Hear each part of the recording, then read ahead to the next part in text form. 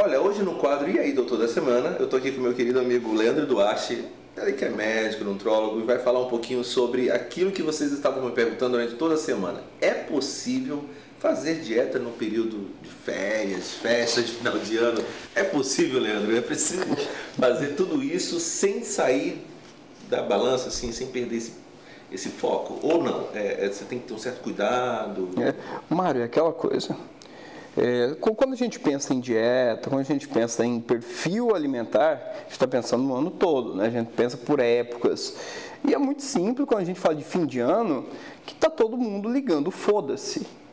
Né? Tu tá pensando em confraternização, você tá pensando em Natal, Ano Novo, só que ao mesmo tempo você tá pensando em praia, tá pensando em férias, tá pensando, poxa, eu quero estar com shape bacana para eu chegar na praia e não passar vergonha, colocar uma sunga, colocar um biquíni, poxa, vou estar me garantindo. Né? E como você consegue associar essas duas coisas? O prazer de comer e beber e comemorar com seus amigos e estar com shape maneiro para ir para a praia e ficar tranquilo, né? Sem passar sufoco. Existem algumas formas que amenizam os impactos de uma dieta ruim no fim do ano. Claro. Né? Isso é importante, porque assim, eu vou dar um exemplo, eu gosto de beber, gosto de tomar minha cerveja, gosto de tomar meu gin, whisky, enfim, né? Só que, imagina se toda vez que eu comesse, no outro dia eu tivesse mais estragado. Né? Ou vice-versa, imagina se eu falasse assim, eu vou ter uma dieta ruim, não vou fazer exercício e vou comer. Igual um desgraçado, né? Aí é complicado. Então, existem eu sempre costumo dizer que se você pretende chegar no fim do ano e dar uma extrapolada, a hora de você começar é agora. Para que você tenha ali um saldo positivo para gastar, né? E o que eu acho mais interessante no fim do ano, primeira coisa, o treinamento ele não para, independente da época das cagadas que tu fez, do tanto que você comeu, os treinamentos não param. E a dieta, evite, né, errar mais de uma refeição por dia. Se você tem uma ceia de Natal, por exemplo, deixe para errar na ceia de Natal. Vai chegar na ceia e, poxa, você mete o pé, agora não dá para você começar no café, no lanche da manhã, no almoço, na sobremesa e por aí vai. E isso tem uma interferência muito ruim, porque teu metabolismo não consegue assimilar tudo isso. Claro. Né? Então dá para chegar no fim do ano com um shape legal e sem se restringir tanto. Existem algumas fórmulas, assim, algumas dietas específicas ou não?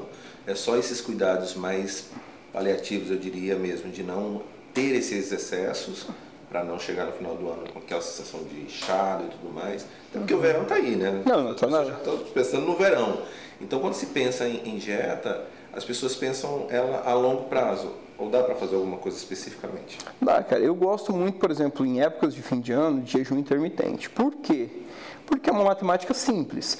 Você vai ficar 8 horas comendo e você vai ter o dobro desse tempo para gastar aquilo que tu ingeriu. Não, então são 16 horas para assimilar tudo aquilo.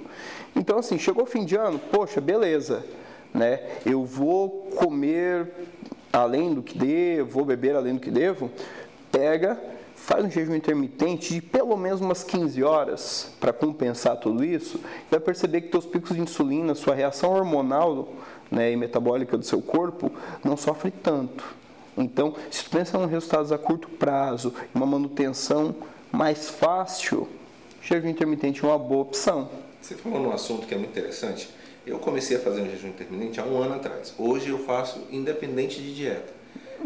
Qual o risco ou não há risco? Ou o que você poderia dizer sobre o jejum intermitente? Porque tem muita gente que fala assim, eu não posso fazer, eu já tentei, eu passei mal, não me senti bem. Quem pode e quem não pode fazer? Na verdade, o jejum intermitente é uma estratégia que já existe há muito tempo. Isso de mais ou menos uns 50 anos. Foi um estudo feito com diabético para controle de níveis de insulina. Porém, a insulina, que é um hormônio que é altamente anabólico em todos os sentidos, não só a nível de músculo, mas de gordura, etc., hoje é o grande vilão. Então, ele que causa as maiores reações inflamatórias no nosso corpo, desde o aumento de peso, a diminuição de disposição, etc. Então, assim, o jejum intermitente ele se encaixa hoje como uma dieta de manutenção de qualidade de vida. Então, na minha opinião, é uma das melhores e mais efetivas. Então, em tese, para todo mundo que tem um peso acima né, do esperado, ou tenha grandes dificuldades em manter o peso, é uma dieta muito legal. Isso né? acaba ajudando. Né? Ajuda muito. Em contrapartida, para quem às vezes quer um perfil muscular, tem uma demanda metabólica maior, né? Já não é tão interessante. Por exemplo, para quem treina muito pesado, é interessante que ele tenha nos períodos ali, por exemplo, pré e pós-treino, ele vai precisar de um aporte calórico melhor e tudo. Talvez, nesse sentido, o jejum não te ajude tanto. Né? Mas tem alguns atletas que fazem isso, treinam pra caramba e dividem as refeições em 3, só que cada refeição é tipo de 1,5 kg, é bastante comida, né, para esse aporte calórico. Então, eu gosto de jejum intermitente, acho uma das dietas mais simples e fáceis, e numa questão matemática, pensa comigo, digamos que tu faça num dia 5 refeições, né? Então, em uma semana de segunda a sexta, você tem 25 refeições, né? A chance de você acertar os 25 sem errar, quais são? Quase zero. Quase zero. Quase zero. É muita refeição, muita cara. refeição. Imagina, 25 refeições ao pé da letra, e ainda quando você joga o fim de semana ali dentro, você fala assim, caraca. Aí você acaba extrapolando ali no limite, né? E pensa comigo, se tu faz um jejum intermitente, digamos que tu vai comer 3 vezes na semana, desculpa, no dia. Então, mais fácil, mais simples. Então, você vai ter que tomar cuidado em um horário que ele é menos compulsivo, que é o almoço. A gente geralmente não é compulsivo por causa das curvas de cortisol. E aí você começa a trabalhar melhor nos seus horários de fraqueza, que é o quê? Geralmente é o fim da tarde e à noite. Eu acho que é o vilão de todo mundo, né? Que é o momento... Eu sinto mais fome no finalzinho da tarde, né? No início da noite, ou então, às vezes até mesmo no horário da noite. Porque é fisiológico, Mário. Nossos índices de cortisol, que é o hormônio que controla todas as nossas reações, né, relacionadas à adrenalina, a gente chama de luta ou fuga, que controla seu dia, te deixa mais animado e tal, ele faz um contrabalanço em relação ao seu... o seu metabolismo da noite, que é produzido pela quem comanda isso é a melatonina, hora que é um momento de relaxamento, de uma diminuição calórica e te deixa mais tranquilo em relação a isso, né? Então assim, por isso que à noite a gente só pensa uma coisa: Netflix e chocolate. À noite você quer comer besteira, não é um momento que você quer, não, eu quero comer uma batata doce, por exemplo. Para quem quer fazer o jejum intermitente, mas tem problema para dormir, o que ele pode fazer? Porque aí ele vai passar um tempão, né? Sentindo vontade de comer, porque quando você está acordado, obviamente você vai sentir vontade. E aí o que ele pode fazer aí? Ele pode... Vai interromper o jejum nesse caso? Bom, Mário, o que eu aconselho? Fazer um jejum um pouco mais prolongado, né? No sentido... Pega e começa a almoçar lá pela 1, que você vai poder comer até às 9, e trabalhar com líquidos. Só que líquidos compostos ao invés de líquidos simples. Exemplo, ficar só na água, tu vai passar sufoco. Porque a sensação de estômago vazio, ela judia bastante. Então a gente pode utilizar o quê? Chás, chá mate com canela, chá de hibisco, esses outros dá para manter, não vai te deixar com essa sensação. Eu mesmo uso muito que é água com limão. Que ajuda bastante. Ajuda bastante, porque o limão me dá uma sensação que, poxa, meu corpo está ingerindo alguma coisa, então não fica aquela sensação de estômago vazio. É mais difícil para homem ou para mulher o jejum intermitente? Mulher, porque o cérebro da mulher tem um mecanismo que se adapta muito mal à baixa ingesta calórica. E ele sempre vai responder por doces. Exemplo, uma mulher fala assim: Leandro, eu não gosto de doce. Né? Beleza, isso funciona até o período que ela está comendo bastante carboidrato, arroz, feijão, macarrão, pão, etc. Quando eu tiro esses carboidratos, o cérebro dela automaticamente, por uma sensibilidade maior, os receptores de 5-HTP, que estão presentes na maior parte dos doces e principalmente chocolate, então nesse momento, passou tensão, estresse ou alguma coisa assim, ele pimba. Vai dar vontade de comer doce e vai dar vontade de comer doce à noite, porque os receptores 5-HTP estão muito relacionados à produção de melatonina. Então, é fisiológico essa resposta ao estresse da mulher à vontade de comer chocolate. Outra coisa que muito se fala é trocar o carboidrato, né? Tirar o carboidrato, esse carboidrato que a gente conhece tanto, como arroz, macarrão, a pizza. Como é que você faz essa troca? Você substitui por algum outro tipo de carboidrato ou não? Tudo é a mesma coisa? Não, os carboidratos como um todo, eles são relativamente muito simples de você fazer essa troca. Existem os carboidratos de baixo índice glicêmico, médio índice glicêmico e alto índice glicêmico. O que muda? Alto índice glicêmico ele vai ser transformado em armazenamento de gordura mais rápido. Então, ele gera um pico de insulina, que é o hormônio que vai lá, pega esse alimento e transforma em armazenamento maior. Então, quando você pega isso, abraça ele, né? E daí você tem os de médio, que eles conseguem fazer uma manutenção. Eu vou dar um exemplo aqui. O de médio índice glicêmico, macarrão integral, tem uma digestão um pouco mais lenta. E tem os de baixo índice glicêmico, que os campeões são os tubérculos, que são principalmente as raízes, batata doce, mandioca, abóbora, grão de bico, lentilha. Esses ajudam por conta da rapidez. Isso, eles têm uma propriedade de se transformar 50% em energia, 30% em glicogênio muscular e só o restante, talvez em gordura, mas como ele tem um volume de fibra alto, raramente ele vai raramente se transformar em gordura. Então são carboidratos ideais. Para estar substituindo por esse que a gente já conhece aí. E raramente vai te engordar. Leandro, uma dica para quem está vendo a gente agora, está chegando o final do ano. Claro, eu sempre digo que é importante a orientação de um especialista quando você vai pensar em dieta, porque se você faz uma dieta da qual você não tem ideia de como é que está o teu corpo, você acaba danificando uma série de coisas na tua saúde. O que você diria para quem nunca fez dieta e precisa agora ou quer fazer uma dieta para estar bem no final do ano, chegando o verão aí? O que você poderia falar? Cara, eu penso o seguinte: a manutenção do carboidrato e da ingesta de líquido, boa parte, principalmente no homem quanto a mulher, o que incomoda muito é a sensação de inchaço. O cara tá com aquele abdômen inchado, tá? As pessoas falam muito disso. Isso, não tá com shape legal, foi lá tomar uma cerveja, no outro dia tá parecendo um baiacu de tão inchado. Então, primeiro passo, ingesta de água ideal. Quanto? 50 ml por quilo. Se você tem 70 quilos, o ideal é que você faça uma ingesta de, no mínimo, 3,5 litros por dia. Esse é o primeiro passo. Então, não é que você tenha que tomar de 2,5 litros a 3. Isso depende muito do seu peso. Isso, do peso. Esse negócio de 2 litros, isso é mentira. Mentira do capeta. O capeta inventou isso aí. Né? Mas uma ingesta ela é calculada por peso. Então, tem toda a questão de individualidade biológica. Né? Então, primeiro passo, organizou a água. Aí você vai para os seus excessos de industrializados. Pega o que tu come de bolacha, de molho, de besteira, de açúcares, corta, primeiro passo. Beleza. Água ajustada, industrializados ajustados, vamos para o terceiro passo, que daí sim, né, geralmente as pessoas usam como primeiro passo, que é o quê? Redução do carboidrato. Então não adianta nada, você no primeiro dia corta o carboidrato, não bebe água a quantidade que tu precisa. Não vai fazer efeito. Não vai fazer efeito. Né? Aí manutenção de carboidrato, não precisa cortar. Troca os de alto índice glicêmico, arroz, macarrão, pão, né, pelos de baixo índice glicêmico, mandioca, batata doce, abóbora, lentilha, grão de bico, né. Entre os integrais, pão integral, macarrão integral, arroz integral ainda entram. Eu posso reduzir o carboidrato e ir aumentando a ingestão de proteína, ou isso é muito relativo? Não, você pode. É o ideal que você faça, né? Só que a gente tem que pensar num período progressivo. Não adianta fazer uma dieta radical e aguentar 7 dias.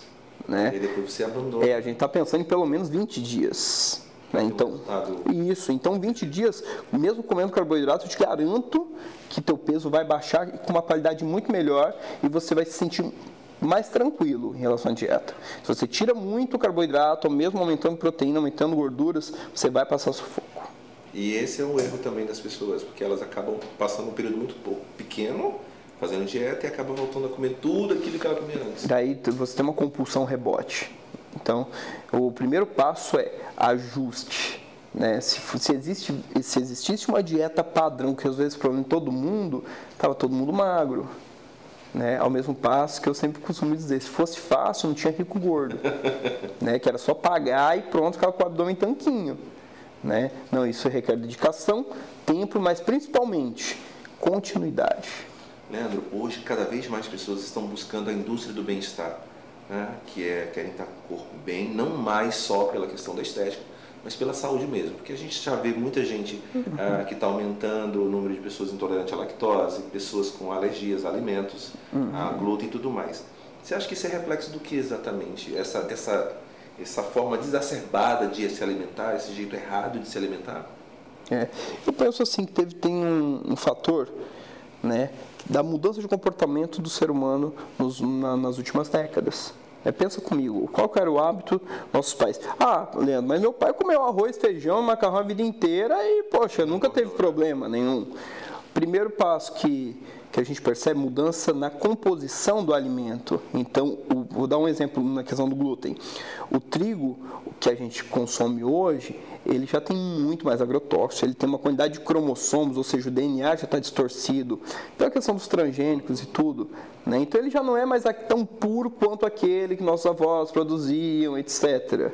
Né? Aí você pega isso e associa ao sedentarismo, o tempo que a gente fica sentado por dia, a falta de uma atividade física ou até mesmo esforço físico regular, e principalmente a quantidade de produtos industrializados, ricos em sódio, ricos em açúcar, que a gente consome diariamente. Que é essa praticidade que as pessoas estão buscando. Com certeza. Está aqui e fala assim, poxa, caramba, eu vou comer uma fruta ou eu vou comer uma barrinha de cereal. Ele vai comer uma barrinha de cereal. Porque está mais cômodo. Está mais prático, né? Então, tudo isso interfere muito na sua rotina. Então, a gente consegue hoje ter uma noção de isso é legal, isso é saudável, e isso é o que eu consigo fazer. Eu acho que isso é legal, né? Porque senão a gente quer ser 100% saudável, nunca consegue, fica frustrado e continua fazendo o que a gente faz de errado. Então, mescla aquilo que é ideal, mescla aquilo que você consegue fazer e tenta fazer o mais saudável possível, né? Assim. É verdade. Para a gente encerrar, as pessoas hoje elas estão indo buscar um especialista muito tardiamente, né? Porque por várias questões. O que você diria para quem está assistindo a gente agora? Como é que deve começar esse processo? Aonde começa esse processo? Para que daqui uns 5, 6 anos ela não tenha mais dificuldade em encontrar o corpo perfeito, não apenas na parte estética, mas na parte de saúde. Porque a gente, como eu disse, tem muita gente adoecendo muito novo, né? Pessoas com diabetes, pessoas com intolerância à lactose, pessoas com intolerância a glúten. E isso a gente já vê adolescentes, pré-jovens já vivendo esse problema. Isso é verdade, Mário. Então, assim, primeiro passo, tu tem que conhecer teu corpo e ter muito na sua cabeça, assim, o que você espera. Qual que é um shape legal? É um corpo com mais qualidade muscular? É um corpo mais magrinho? É um corpo com menos celulite? Né? A partir desse princípio, tu vai levar isso para o profissional, que ele vai te direcionar o passo a passo. Existem duas utopias que as pessoas têm na cabeça. Primeiro, procurar um profissional é caro. Eu não acho. Acho que caro é você gastar com coisa que não tem resultado. Exemplo, não faz nada, vai numa loja de suplemento, compra um monte de suplemento. Daí você pergunta no fim do ano, cara, você tomou whey protein o ano inteiro, qual foi o teu resultado? Eu falo assim, não, cara, não mudou nada. A barriga que eu queria trincar, eu não trinquei, não queria ficar grande, não fiquei. Então tá, então pega um whey protein por mês gastando R$200 e vê no total. E coisa que às vezes um profissional, ele só ia pegar esse mesmo suplemento, talvez ia reduzir, ia gastar menos, direcionar, e você ia ter um resultado muito mais palpável. Né? A culpa não é do suplemento, a culpa talvez seja das gambiarras que a gente quer fazer. Gambiarra a gente faz com o carro, não faz com o corpo. Né? Então, primeiro passo, buscar um profissional para que ele dirija e facilite a sua vida. Né? Nem tudo na vida é só reduzir carboidrato e aumentar a proteína. Né? Até porque só um especialista vai poder dizer como está o teu corpo, se ele está ou não preparado para usar determinado tipo de alimento ou determinado tipo de produto. Né? Justamente. Então, assim, essa coisa de nem só porque é fitoterápico, pode usar à vontade, nada na vida é à vontade, nem salada é à vontade. Então, para todo mundo tem uma regra. Então, tu vai fazer os exames, vai fazer uma bioimpedância, vai ver como está o metabolismo, vai pedir exames. Aí sim você tem um panorama de como o Mário está, de como o Leandro está. É totalmente diferente. Às vezes nós dois fazemos a mesma dieta e temos resultados totalmente diferentes. Então a dieta da vizinha não funciona para você. Porque tem gente que faz dieta de acordo com o que o vizinho quer amigo. Com certeza. Né? O vizinho vai... E não funciona. Olha, eu falei aqui com o Leandro Duarte, eu volto semana que vem, porque as dicas foram maravilhosas. Então você que está pensando aí, né, no que fazer no final do ano e se preparar já para o verão, fique atento a essas dicas então, tá bom? A gente volta semana que vem com muito mais. Leandro, muito obrigado. Valeu, pessoal. Um abração, Mário. Obrigado, viu? A gente volta semana que vem. Tchau, tchau.